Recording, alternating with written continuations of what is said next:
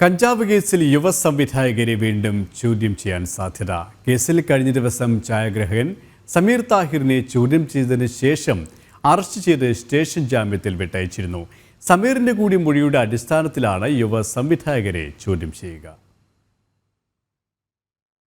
Hybrid കഞ്ചാവ് കേസിൽ യുവ സംവിധായകരായ ഖാലിദ് റഹ്മാൻ, അഷ്റഫ് ഹംസ എന്നിവരെ വീണ്ടും ഒരിക്കൽ കൂടി ചോദ്യം ചെയ്യാനാണ് എക്സൈസ് അന്വേഷണ സംഘത്തിന്റെ നീക്കം.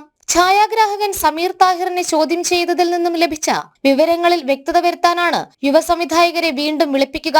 ഖാലിദ് റഹ്മാൻ ഉൾപ്പെടെ ലഹരി ഉപയോഗിക്കുന്ന കാര്യം അറിയില്ലെന്നായിരുന്നു സമീറിന്റെ മൊഴി.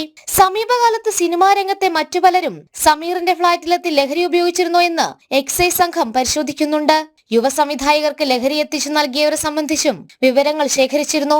1.6 ഗ്രാം ഹൈബ്രിഡ് കഞ്ചാവുമായാണ് ഇക്കഴിഞ്ഞ ഞായറാഴ്ച സംവിധായകരായ ഖാലിദ് റഹ്മാൻ, അഷ്റഫ് ഹംസ, ഇവരുടെ സുഹൃത്തായ ഷാലിഫ് എന്നിവരെ എക്സൈസ് സംഘം പിടികൂടിയത്. ഛായാഗ്രാഹകൻ സമീർ താഹിറിന്റെ ഫ്ളാറ്റിൽ വെച്ചായിരുന്നു കഞ്ചാവ് ഉപയോഗം. ജനം, കൊച്ചി.